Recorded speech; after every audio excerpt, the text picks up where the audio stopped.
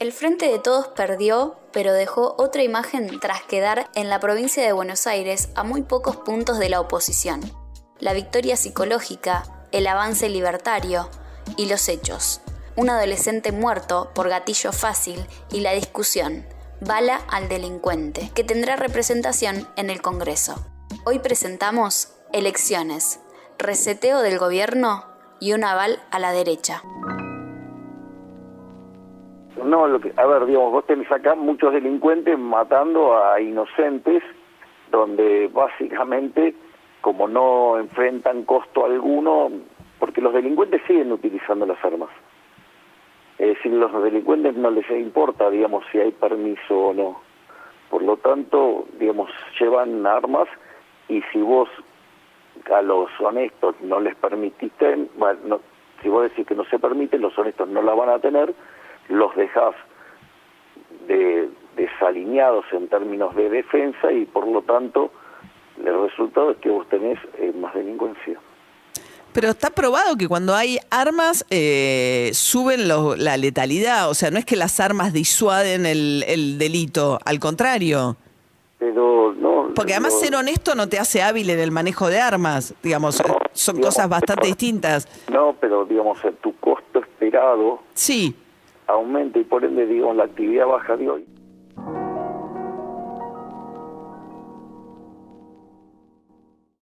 No hablen de política. No hablen de política. No hablen de política. No hablen de política. No hablen de política. No hablen de política. No hablen de política. No hablen de política. Hablen de política.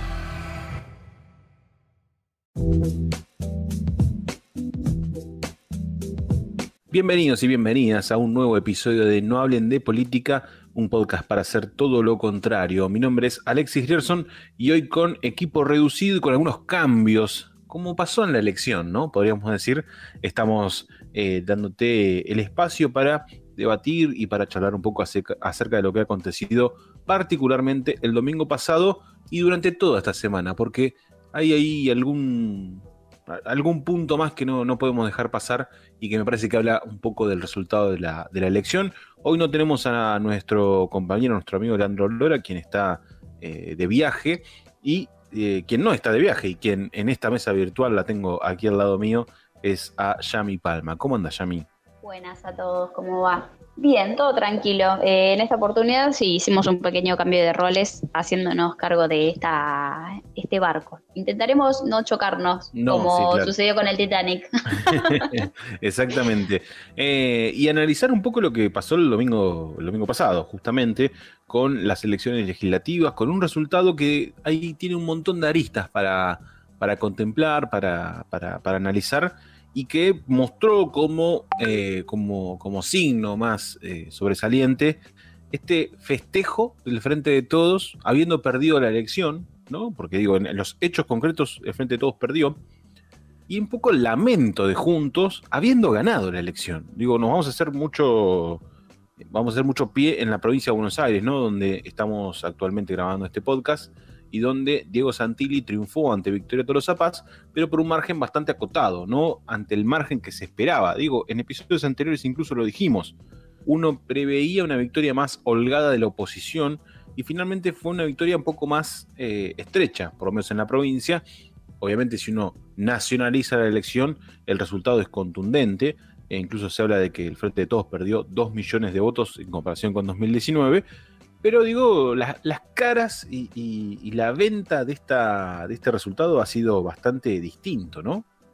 Sí, llamativo, ¿no? Me dejé llevar mucho por los memes en esta ocasión, que decía Argentina el único país en el que el partido ganador se ofende, ¿no? Por esta celebración en el que en el búnker oficialista del Frente de Todos, por más que no obtuvieron la cantidad de votos necesarios para ganar, estaban de celebración, de festejo, ¿no? Alberto planteó como celebremos este triunfo como corresponde.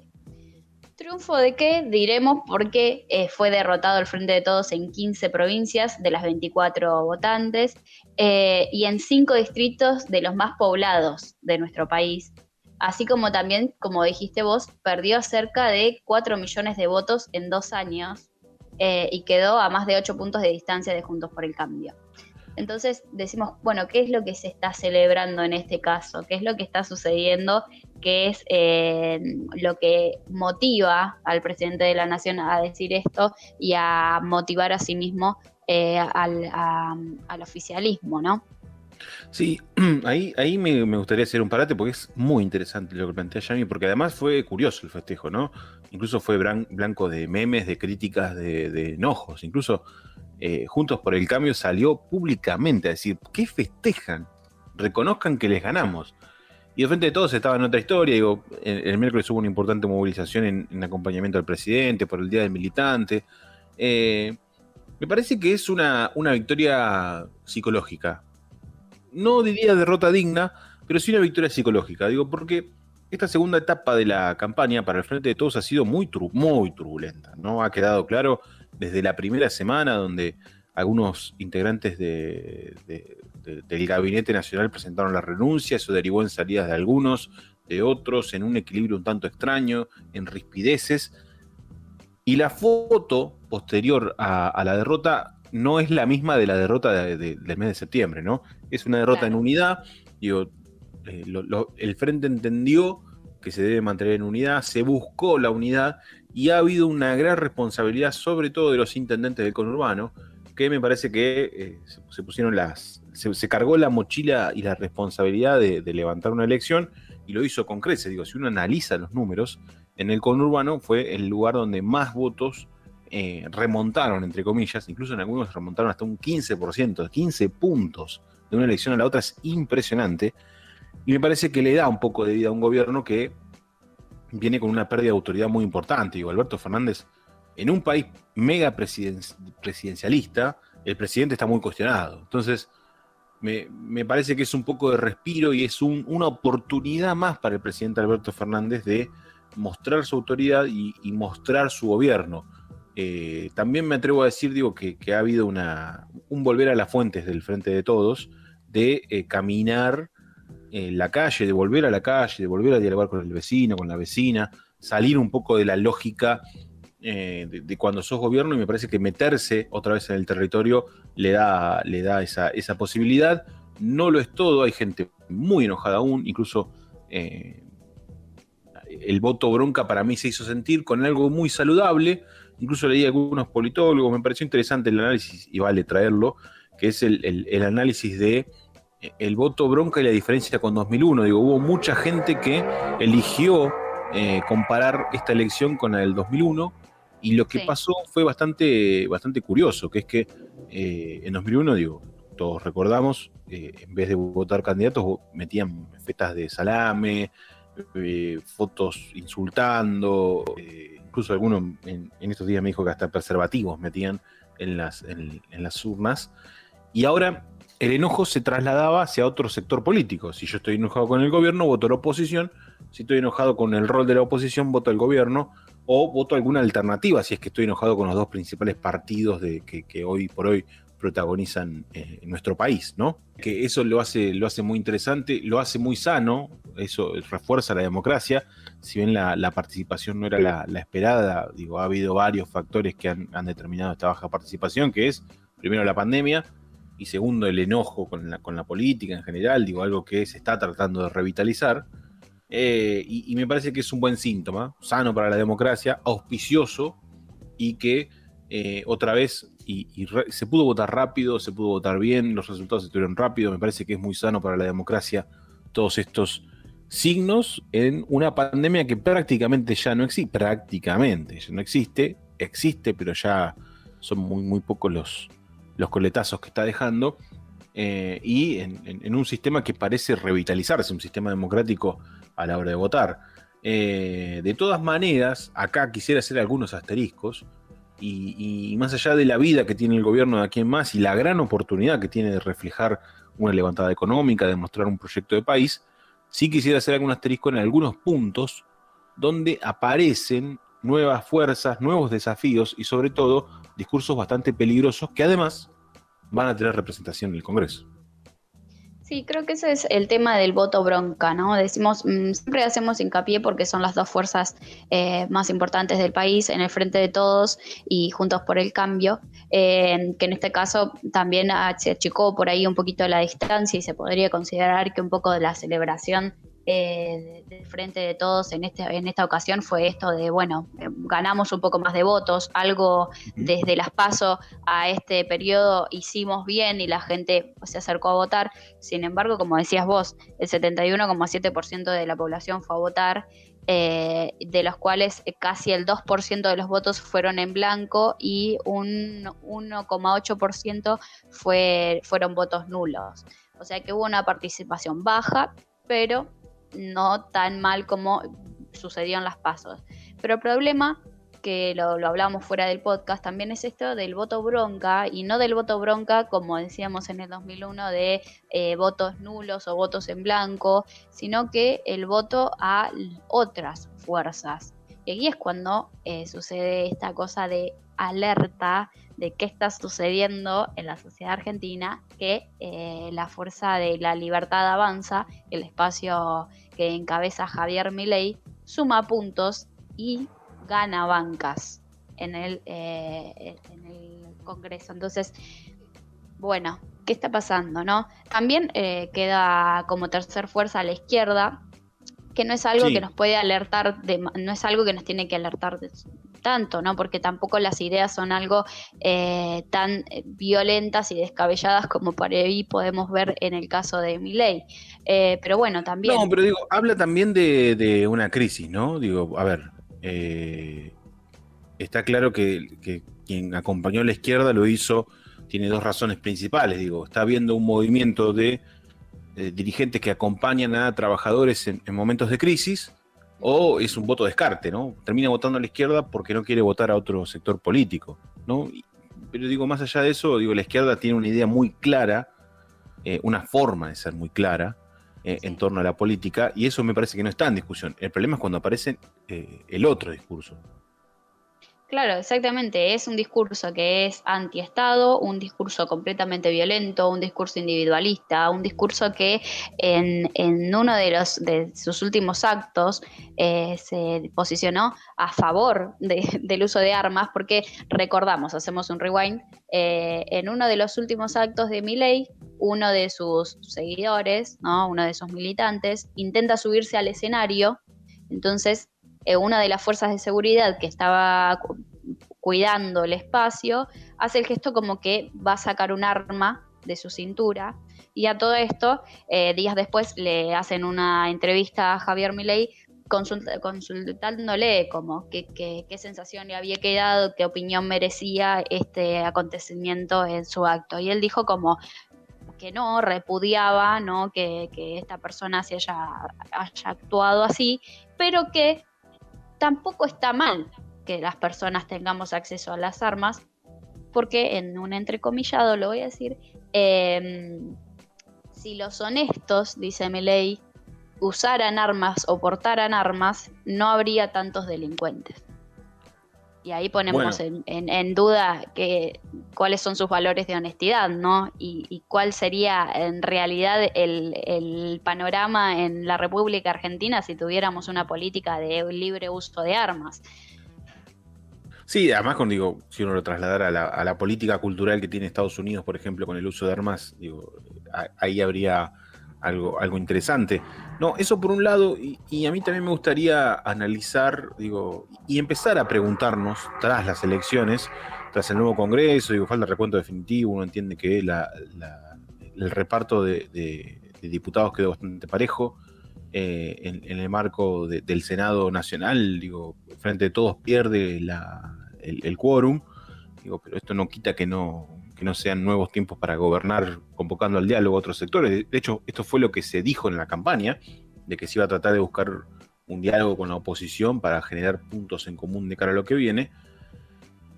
Pero me parece que, tanto el análisis de la campaña de Juntos como la de Todos, me parece que no se sale mucho del molde. Me parece que lo más destacado ha sido esto de festejar perdiendo y lamentarse ganando y y relanzar el gobierno como lo hizo Alberto Fernández el pasado miércoles en la movilización por todo esto por el Día del Militante.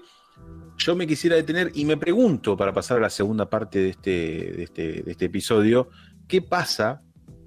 ¿Qué es lo que sucede cuando hay un discurso en particular, que es el que estamos discutiendo ahora, que se traslada a los hechos?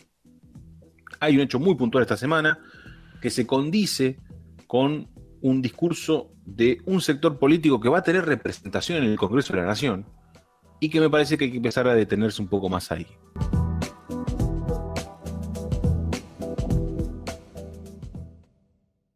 ¿Estás escuchando? No hablen de política. Recordá que podés hacer un aporte económico a nuestro trabajo. Podés colaborar de manera mensual o hacer un pago por única vez todas las veces que quieras y puedas. No te olvides, esto es gratis y siempre lo va a hacer. Pero unos mangos nunca nos vienen mal. Solidaridad. Entrá en nuestras redes sociales y entérate cómo ayudamos.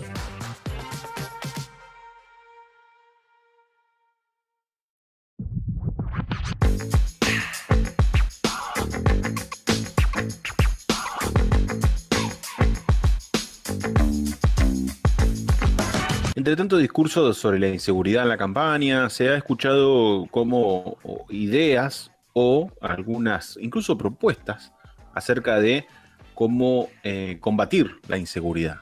Y digo bien combatir porque se ha escuchado desde penas más duras para los ladrones o los delincuentes, hasta que hay que pegarles un tiro, ¿no? Esto de al delincuente un tiro, sin dudar.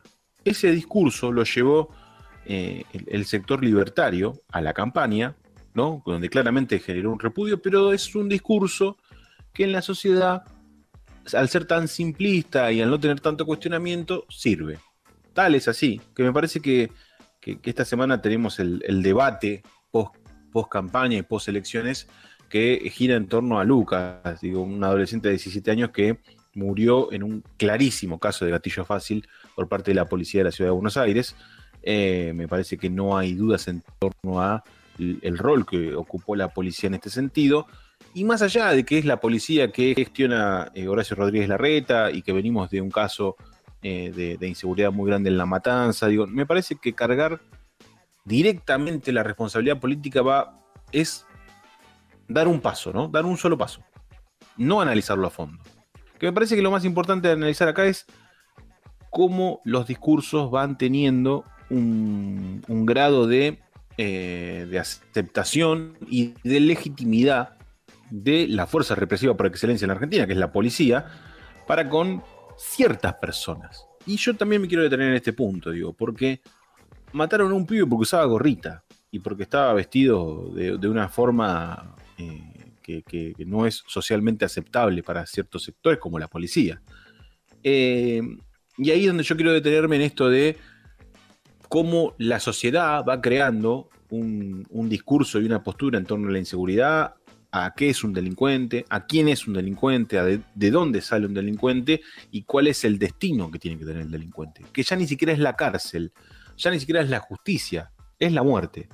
Y me parece que esto es un hecho tristísimo, primero, ¿no? Y la verdad que llama a reflexionar a quienes tienen que hacer lo que es la política, porque me parece que la salida de todo esto es con política, pero también me parece que es un hecho que llama a la reflexión a aquellos que promulgan estos discursos. Incluso, sin ir más lejos, la verdad que me enoja mucho, ¿no? Pero leí de un pibe que es un dirigente libertario, que es Iñaki Gutiérrez, decir que este hecho en particular es repudiable y que los policías tienen que ir presos, pero que eso no quita su postura de que el delincuente hay que pegarle un tiro y hay que matarlo, ¿no?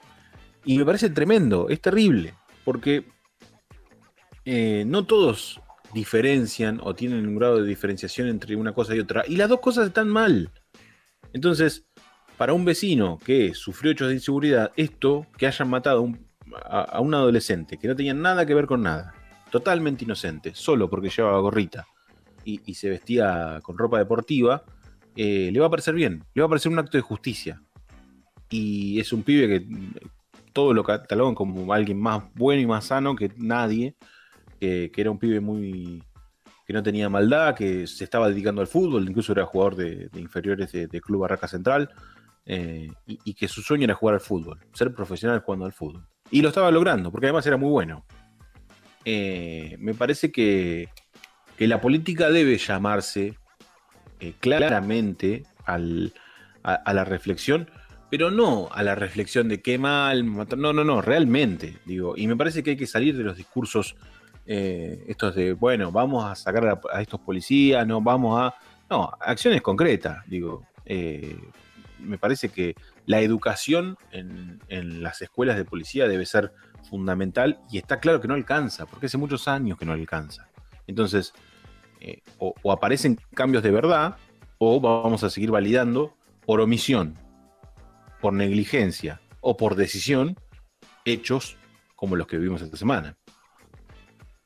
Sí, a ver, ¿qué pasa? Este hecho también se potencia en parte por esto que decís vos, del tema de las elecciones, ¿no? Unos días antes estábamos hablando del caso de Milei, después de lo que aconteció en el búnker, que dice que si a los delincuentes no les importa si hay permiso o no para usar armas, entonces los honestos también tenemos que tener armas, como diciendo, deja que el Estado no intervenga en estos casos, que cada cual es como un sálvese quien pueda, vamos a darles armas a todos y que cuando pase algo cada cual se acomode y se arregle como sea, ¿no? Un discurso totalmente alarmante que semanas después desencadena en este caso de gatillo fácil, que son las fuerzas del Estado los que lo llevan adelante también, ¿no?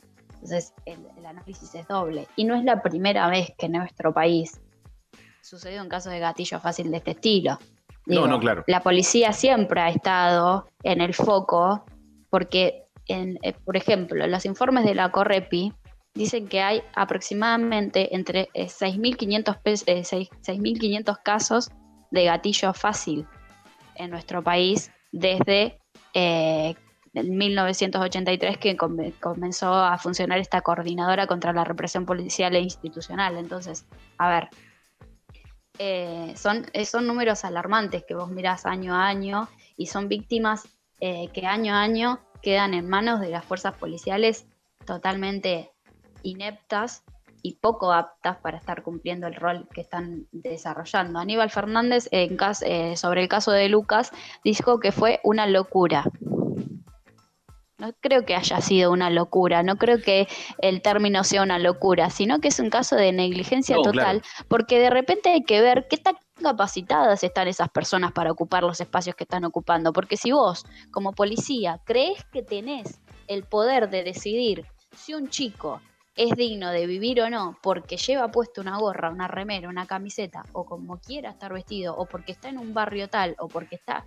A ver, no, me parece que no es una locura, sino que es un caso de negligencia y que quizás las fuerzas policiales no están capacitadas como deberían para estar en los puestos que están ocupando, o quizás no tienen el control que deberían tener, o quizás no tienen las sanciones que deberían tener cuando suceden estos casos, porque si estamos hablando de que la Correpi en 1983 ya empieza a alertar casos de gatillo fácil y hoy en 2021 volvemos a hablar de un caso de gatillo fácil entre tantos que han sucedido en estos años, entonces ahí hay una falta del Estado muy, muy grande que encima se potencia con la llegada como personas como Milei y los libertarios a las fuerzas de poder. Sí, y me gustaría agregar algo más. Digo, Milei planteando que Macri no es de la casta, ¿no? Que se puede dialogar con Mauricio Macri, por un lado, y me quiero detener en la formación y en la historia, ¿no? Digo, uno está acostumbrado a conocer este tipo de casos con la policía bonaerense, la policía de Córdoba, la policía de Corrientes, digo, son policías que de base vienen mal paridas, hablando mal y pronto, y son policías que sacar ese quiste tan metido en la fuerza es complejo, tan complejo que hasta el día de hoy no se ha podido lograr. En cambio, la Policía Metropolitana es una fuerza nueva. No solo es una fuerza nueva, sino que además era una fuerza que llegaba para romper con toda esa historia y esa carga que tienen las policías bonaerenses, las policías que todos sabemos su historia y sus abusos de poder a lo largo de la historia y sobre todo desde el regreso a la democracia. Me parece que acá sí se ve claramente un punto muy bajo del gobierno de Larreta. Del gobierno de Larreta, y me parece que de la política del PRO, ¿no? Digo, yo cuando arrancaron y llegaron decía que bueno, una policía novedosa, que no iba a cometer lo que había cometido la bonaerense. También un poco es una postura política en oposición a, ¿no? Que es un poco cómo se maneja juntos. Me parece que finalmente termina dando la razón a las formaciones policiales que son prácticamente iguales, no cambia nada, solo cambia el territorio y la historia.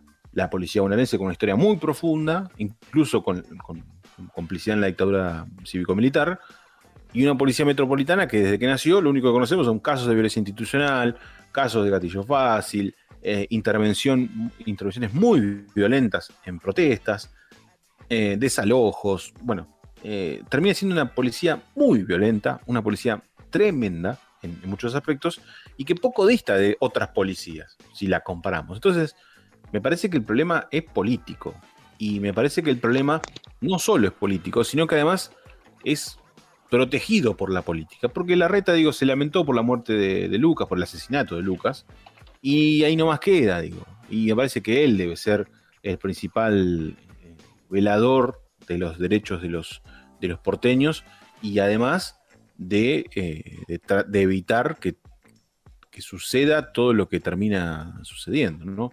Entonces, creo que este punto empieza a validar un discurso bastante heavy vinculado a la famosa, entre comillas, mano dura con los delincuentes y que empieza a validar ciertas acciones, sobre todo de la policía, y que empieza a validar ciertos hechos como lo que pasó en los últimos días con Lucas. Es decir, la diferencia entre la muerte de un inocente, el asesinato de un inocente y el asesinato de un delincuente es que hubo conmoción porque era un inocente, nada más. Si el que moría era un delincuente, estaba bien. Y eso es lo grave, y eso es lo que la política de una vez por todas tiene que empezar a trabajar. Y saliendo del progresismo y saliendo por ahí de esos movimientos ideológicos que por ahí creen, no, que con educación, no, que con... No, digo, hay que cortar de cuajo ciertas actitudes, ciertas formas, y si no, yo soy muy bueno, y reconozco que digo que va a llevar muchos años esto, no es algo que mañana se termina, pero nadie lo asume de acá a unos años, vamos a trabajar así. Y me parece que hasta termina siendo cómplice la política de estas cosas, ¿no? En este caso puntual, sobre todo de Larreta. Yo admito que un Estado tiene una fuerza represiva, que no estoy pidiendo la abolición de la policía, ni mucho menos, es algo que existe, que va a existir, nadie está pidiendo eso, pero sí un cambio profundo, desde la educación, pero también desde un montón de aspectos. Digo, porque la política es una sola, y si tanto se habla de dialogar con la oposición, algo que está claro que no va a pasar, ha quedado claro esta semana que es algo que el gobierno, por más convocatoria que haga, no va a tener su rebote. Me parece que es momento de trabajar en conjunto, que tiene que ser uno de los puntos en común, ¿no? Y no parece... No parece algo que se vaya a solucionar. Y lamentablemente lo digo, esto va a terminar obviamente en un juicio contra los policías que probablemente obtengan cadena perpetua o reclusión perpetua y los hechos van a continuar y la bronca va a seguir.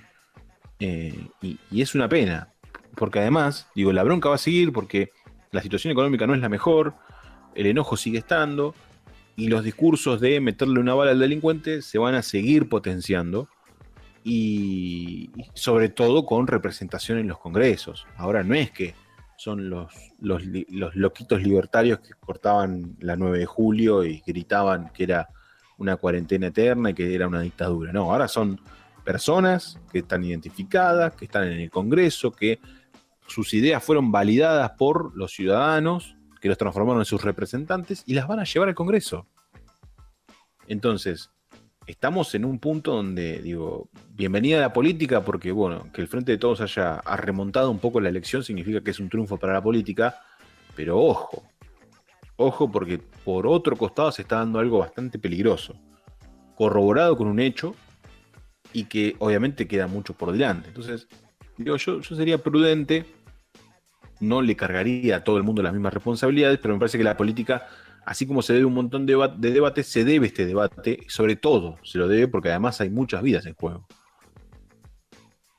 Sí, como decís, Ale, me parece que igual es un problema histórico en nuestro país. No nos olvidemos de Patricia Bullrich, ¿no? Que en su momento desestimó por completo el informe de la Corretpi diciendo que era desproporcionado, que estaba mal hecho, que era ideologizado y que ponía a la Argentina en un lugar totalmente distinto, que era una mentira todo el informe cuando se hablaba de que en ese momento, bajo el gobierno de Macri, las víctimas fatales eran cada 21 horas, una víctima fatal cada 21 horas, porque creo que fue uno de los gobiernos más duros con este tipo de sectores y con este tipo de políticas. Entonces me parece que si encima, en un contexto de que salimos de pandemia, de que la gente está enojada y se nota que está enojada y lo hace saber, dejamos que ocupen lugares muy importantes en la toma de decisiones, partidos políticos como los libertarios, creo que estamos en un problema, ¿no? Entonces, creo que el desafío de la política actual es, bueno, cómo revertir esta situación y cómo tratar de poner un alto a estos casos, que no va a ser de hoy para mañana, ni de este año para el otro. Es un problema histórico en el país, pero también la política creo que no sé hasta dónde ha tenido la intención de ponerle un alto a estos hechos y estos acontecimientos. Sí, y entender, digo, que bueno, que es asumir un proyecto de país, que es, me parece, lo que el Frente de Todos buscará de aquí en más en estos 2 años, sobre todo porque fue frenado por la pandemia, mismo caso Juntos, mismo caso otras fuerzas políticas, ostentar un proyecto de país tiene que incluir estos puntos. La derecha ya lo ha hecho saber, ¿no? Con el discurso de mano dura e incluso con propuestas concretas de endurecer penas y hasta el famoso meterle bala a los delincuentes. Perdón. Digo, al pobre pibe Lucas, digo, lo mataron por la espalda, siendo inocente, y todos decían, ¿por qué corrió? Si no hizo nada. Corrió porque había policías de civil que lo estaban corriendo con un arma. Me parece que si nos ponemos en un plano de situación, todos correríamos si viene la policía con un arma en la mano a gritarnos cosas. Entonces, me parece que también, digo, es entender, desarmar, es un trabajo muy arduo de desarmar los discursos y las simplezas de los discursos, y entender también, digo, que en el medio, y yo lo entiendo, no es la prioridad en este país. En este país la prioridad es acomodar la economía, y me parece que el gobierno, después de las elecciones, tiene un aire como para acomodar la economía, y automáticamente la prioridad va a dejar de ser la inseguridad, ¿no? Digo, porque la prioridad está en que la gente llegue a fin de mes y bienvenido sea que la prioridad sea esa. Pero a veces también es cierto que nublamos los objetivos por hechos, pero no hay que dejarlos de lado tampoco, ¿no? Digo, que esta semana haya sido el gatillo fácil, el tema de la semana, justo post elecciones, no quita la importancia que tiene. Y tampoco quita la importancia de la economía, por eso se forman equipos de trabajo, por eso el presidente tiene un gabinete, y por eso también tienen la potestad de increpar y exigir a un gobierno como el gobierno de la Ciudad de Buenos Aires a que solucione el problema. Pero es un tema muy largo, me parece que vale meterlo en esta parte porque fue producto de la campaña, lo hemos hablado incluso en episodios anteriores.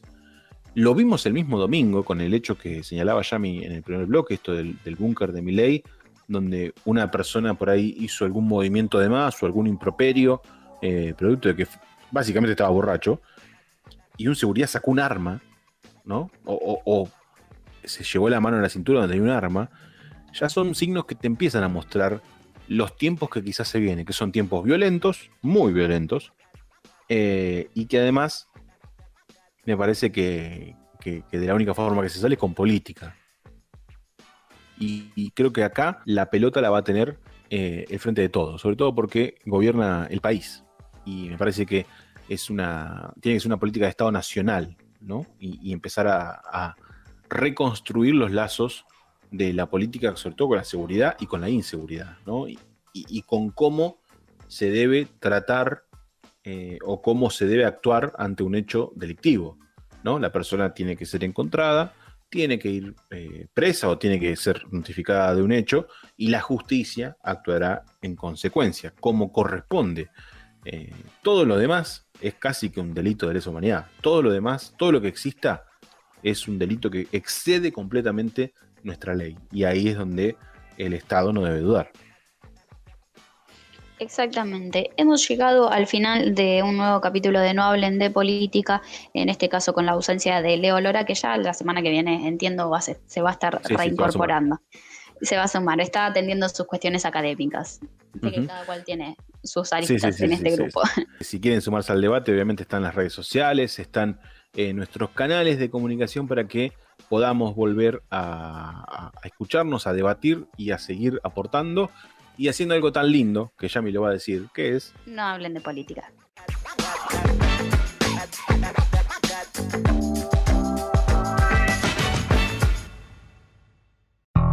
Si querés seguir hablando de política, podés sumarte en redes sociales. No hablen de política en Facebook, hablen de política en Instagram y @nohablendepoli en Twitter.